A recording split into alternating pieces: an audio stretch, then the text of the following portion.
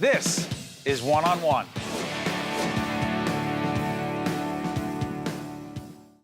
Brought to you by NJM. Welcome to a very special edition of One on One. I'm Steve Adubato. It is our honor and our pleasure to welcome Randi Zuckerberg, who is the founder and chief executive officer of Zuckerberg Media and the host of Complicated on Sirius XM Radio. Welcome, Randi. Thanks. Usually I'm the one doing the interviewing, so this is a fun change.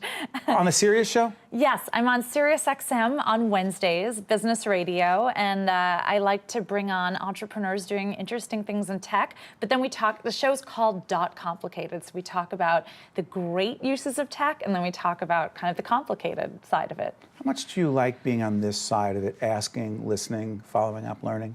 I love it. It's the best to interview someone. I feel I'm like a professional listener for a living. I get to spend time with the coolest people in the world for an hour every week and hear their stories. But you know what's so interesting about that? I've often wondered, as I was reading about you, because I think this is the coolest job, right? But being someone with your reputation, with your success in business, are people sometimes intimidated by the fact that you've been so successful? Oh my gosh, you're so nice to say that. I feel like I still have so much that I want to accomplish. Join the club. So hopefully we're all going to live another 100 years in order to accomplish everything. But, you know, I think I try to be just an approachable, regular person. I feel like in my line of work, on one side, I talk about all of the amazing, groundbreaking things happening in technology, but then I go home and I'm just an amateur mom. Describe your family life. I have two little boys. Ages? 5 and almost 2. And I know that they are going to run circles around me in tech. No matter how much I know, no matter how many people bill me a tech expert or a social media expert, those boys are going to run circles around me. Well, and so I'm just like every other parent. Let's talk about that, because I want to talk a little bit about some of the most common mistakes that women entrepreneurs make, which you've talked about, and they're very powerful and relevant for people watching and follow Randi and learn more. But your background, getting into this, could you give us I hate to call it the Reader's Digest or the PBS version of your Facebook experience? Yeah, well, I started my career in marketing, in digital marketing at Ogilvy and Mather. It was a happy accident. Little company? Yeah, a little company. Happy accident that I randomly got staffed on interactive marketing, which was a brand new team at that time inside of Ogilvy. And so when my brother was starting his little company— I'm sorry, his first name would be? Mark. Actually, you might have heard of him as Randi Zuckerberg's brother. That's often how he's referred. Yes, wears the hoodie sometimes? Yeah, exactly. I'm sorry, go ahead. And when he was starting his little company, the Facebook, he decided he needed someone who knew about interactive marketing. And it was because of that happy accident that I got staffed on that team at Ogilvy that I turned out to be such a great fit early on at Facebook. I originally thought I was going to go out to California for 6 months, a year tops. I was New York City snob. Like, life didn't exist outside of New York.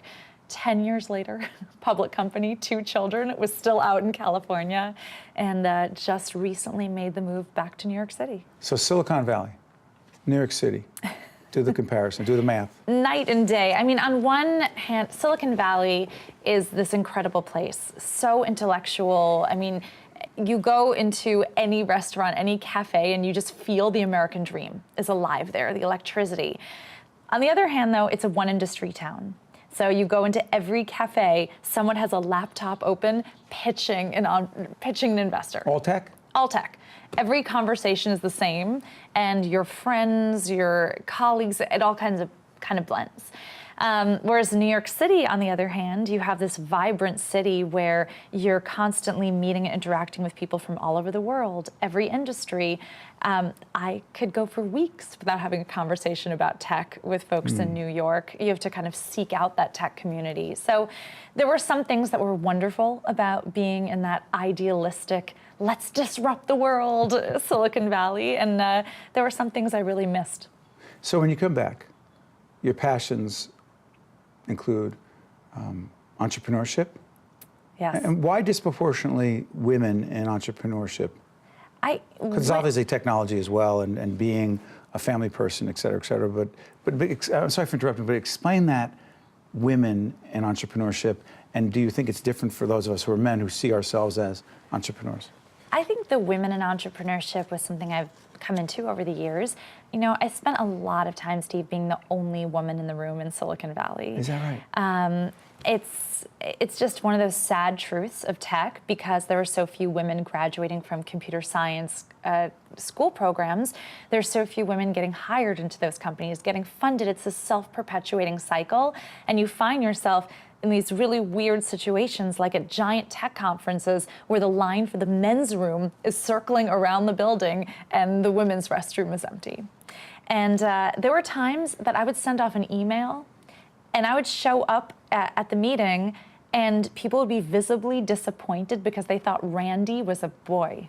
Is that true? Mm-hmm. They thought Randy was a man that they were going to be meeting with, and you could see visible disappointment in their faces. What about your Randy was face? a woman. Well, I was like, sucker, I got the meeting. No, you did. Did you really?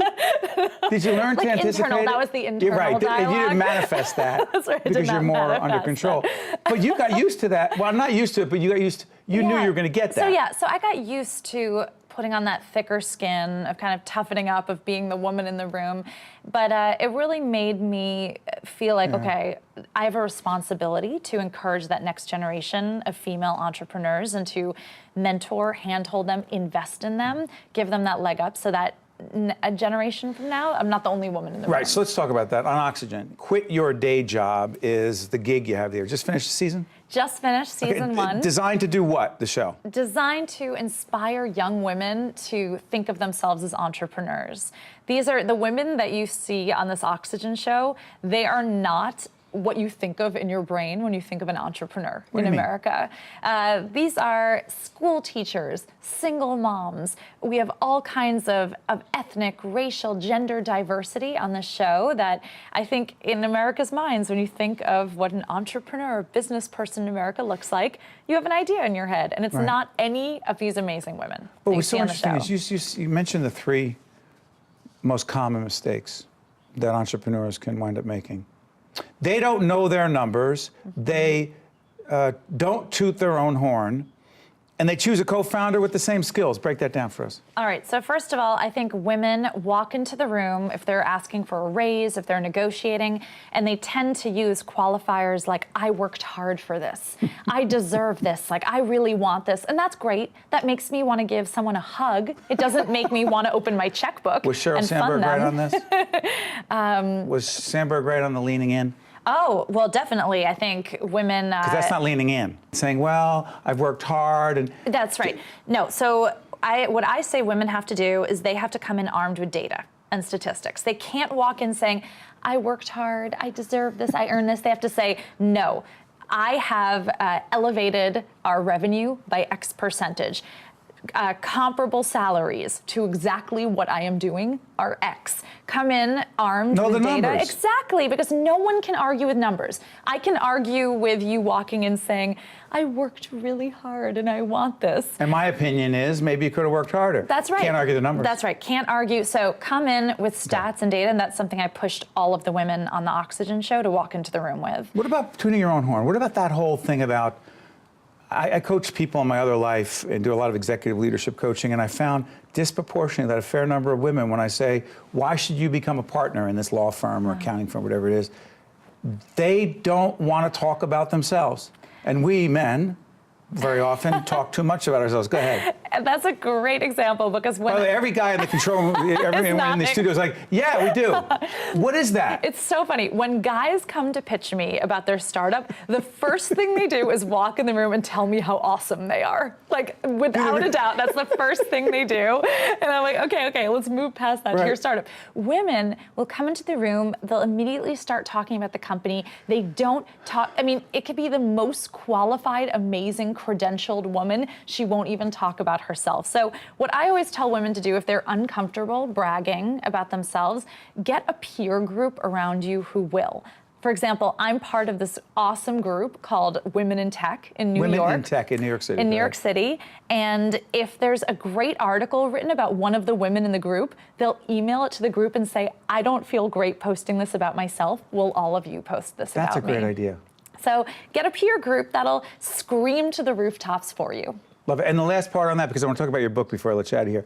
The last part is getting someone else to co-found who has the same skills. What's up with that? So many women that I see, they pick a co-founder who's their best friend. And that's great. You know, I get it. You want to spend a lot of time with someone. You have to spend a lot of time with someone when you're starting a company. But what happens when you pick someone who has the same skill set as you is you step on each other's toes. Nothing gets done, and there's a big gap in your business. I find men are much better than this. They go into picking a co-founder in a very practical, tactical way. They say, what skills am I missing? Let me fill them with a co-founder. I'd love to see more women do that instead of getting into business with their best friend, get into business with the kind of business partner they need. Great advice. Children's book? My children's book, Dot. I mentioned I'm a mom. Look at that. Yeah, Dot, yay. Dot is going to be a children's show in September. I'm so excited on Sprout. Oh, what a great 52 episodes, and I just love features a spunky girl who's just a tech badass. A tech badass. Yeah, I mean, what modeled after any particular tech You know, badass? I have two little boys. Dot's like the daughter that I never had. But what I love about Dot, she's unapologetically girly. She wears a pink frilly dress. But that girl, she flies drones. She builds robots. She prints stuff on 3D printers. She's like the role model. Biggest takeaway for you, sorry for interrupting, biggest message for young girls to take away from the book is? I think that they can do it all. You can be a girl, you can be a leader, you can be an entrepreneur, you can be a coder. Randi, thank you so much. A compelling interview, a lot of great information. Thank you. My name is Carly Lloyd, and I have been with NJM since I first started driving. I'm a World Cup champion and two-time Olympic gold medalist. If I could sum up NJM in one word, it would be extraordinary. Extraordinary means being the best at something, separating yourself from everybody else. I love being a part of NJM. They have the best insurance out there. Join NJM's family of policyholders today. Get a quote now at startyournjm.com.